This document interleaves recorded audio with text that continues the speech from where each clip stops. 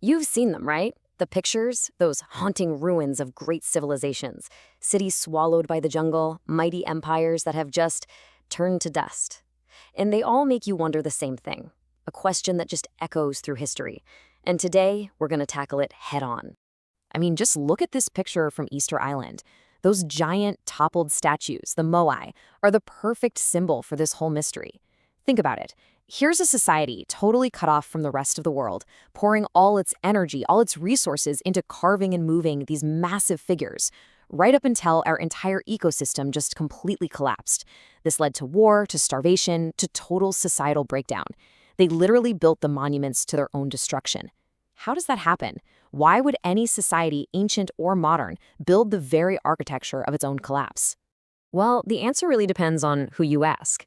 Is this just a simple story of cause and effect? You cut down the last tree and poof, it's game over? Is it a purely material problem? Or is it something much deeper? A kind of spiritual sickness where a society loses its way, its very soul, long before the last tree ever falls? This is the big debate we're digging into today, a fight between matter and spirit. So here's our game plan. We'll start with the dilemma itself. Then we'll dive into the materialist argument, this idea of environmental suicide. After that, we're going to flip the script completely and look at the idea of spiritual decay. And then comes the really cool part, where we find a surprising connection, a synthesis in what's called the betrayal of elites. And we'll wrap it all up by asking what all of this means for us today. Okay, let's get right into it and lay out the two major competing theories. And we're not just talking about slightly different opinions here. These are two fundamentally different ways of looking at the world, which means they perform two completely different autopsies on a dead civilization. All right, so in one corner, we have the scientist and historian Jared Diamond. For Diamond, it's all about the physical world. It's about resources. In his view, societies literally commit ecocide. That's his word for environmental suicide. They make choices, good or bad, about how they manage their environment, and they either live or die based on those choices. Simple as that. And in the other corner, we have Julius Evola, a pretty controversial philosopher. For Evola, all that stuff, the trees, the soil, that's just a symptom.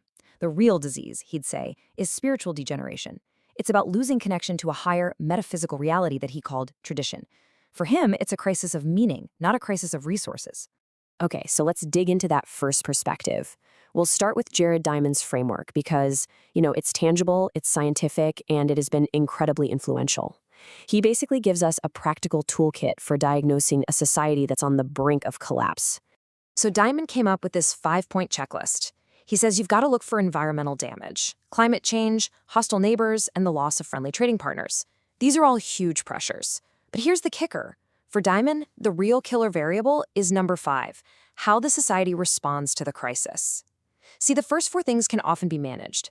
But if a society's leaders fail to see the crisis coming, or worse, see it and do nothing, well, that's what seals their fate. And Easter Island is the poster child for this. It's like a perfect laboratory for collapse, because they were totally alone out there. The islanders chopped down every single tree, partly to move those enormous statues in this kind of prestige competition between different clans. But once the trees were gone, they couldn't build canoes anymore to go deep-sea fishing, which cut off a huge source of food. This scarcity kicked off brutal clan warfare. They started toppling each other's statues, an act called hurimo'ai, and there's even archaeological evidence of cannibalism. It was a complete self-inflicted ecocide. And you see this pattern again and again.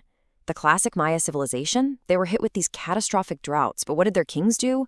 They doubled down. They built bigger temples and started more wars to get prestige and captives, all while ignoring the ecological disaster unfolding around them. Or how about the Greenland Vikings? They literally starved to death as the climate got colder because their cultural pride, their stubbornness, kept them from learning survival tricks like how to hunt seals properly from the local Inuit, who they looked down on as inferiors. In every single case, it's a failure of leadership and a deadly kind of cultural inflexibility. Okay, now, I want you to take everything we just talked about, the soil, the trees, the climate, and just set it aside for a minute. We are making a hard pivot here, moving from the material world to the metaphysical. For Julius Evola, the reasons for collapse aren't found in the ground, they're found in the soul. At the very core of Evola's philosophy is this idea of tradition, with a capital T. Now, he's not talking about your family's holiday customs. For him, tradition is a timeless, sacred order, a connection to a higher reality that should shape a healthy civilization's laws, its art, its entire government. And for Evola, all of history since ancient times is just the story of humanity's slow, tragic fall away from this tradition. He saw the modern world as the final stage of this fall, what in Hindu cosmology is called the Kali Yuga, a dark age completely dominated by materialism. Evola applies this idea directly to the concept of conflict. He draws this incredibly sharp line between the modern soldier and the traditional warrior. So the soldier, he's a product of the modern world. He fights for a paycheck or a political slogan or for national security. He's basically a functionary of the state. But the warrior, the kshatriya from the Hindu caste system, he belongs to the world of tradition.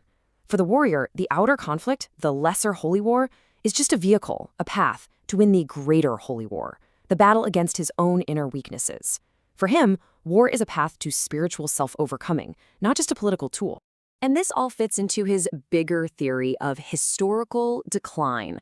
Evola saw history as a devolution, a downward spiral of power through 4 stages. It starts with the ideal state, ruled by sacred kings who are the embodiment of spiritual authority. Then, power slips down to the warrior aristocracy, who rule by a code of honor. Then comes the big fall, the age of the bourgeoisie, the merchants, where everything, honor, duty, spirit, gets reduced to dollars and cents. And finally, you hit rock bottom, the age of the masses, where society is ruled by the formless crowd and pure materialism is the only thing left. And yeah, you guessed it, this is where he believed we are right now. So we have these 2 views that seem totally incompatible, right? One is about trees and dirt, the other is about transcendence and the soul. But this is where it gets really fascinating. Because if you look closely, both Diamond and Evola end up pointing their fingers at the exact same people. This is the point where it all clicks together. For Diamond, the failing elites are these isolated bureaucrats. Think of the Maya kings and their palaces, or the Easter Island chiefs obsessed with their statues. Their fatal mistake? They ignored the long-term reality of their environment just to get short-term prestige. Now look at Evola. His failing elites grew a degenerated aristocracy. Their fatal mistake? They abandoned their spiritual role and became nothing more than glorified accountants, thinking like merchants instead of like warriors or priests. Here's the bottom line. Whether you call it losing touch with the environment or losing touch with the divine, both of these thinkers say that collapse is caused by a fundamental betrayal by the ruling class. And this completely changes how we look at conflict itself. For Diamond, those clan wars on Easter Island were tragic, sure, but they were also a logical result of scarcity. It's a desperate fight over a shrinking pie. But for Evola, that kind of war is just another sign of the decay. He would see it as the final humiliation, a sacred spiritual test degraded into a pathetic squabble over stuff. It's exactly the kind of meaningless conflict you'd expect to find in the Kali Yuga. So what's the takeaway here? What does all this mean for us today? Going through this journey from material collapse to metaphysical collapse, it forces us to look at our own world through both of these lenses at the same time. And that brings us to this incredibly powerful synthesizing idea. To navigate the world we live in, you have to be both an ecologist and a warrior. You have to be an ecologist in Jared Diamond's sense. You have to be smart enough to understand the finite limits of our planet, to see the direct line between our actions and their consequences.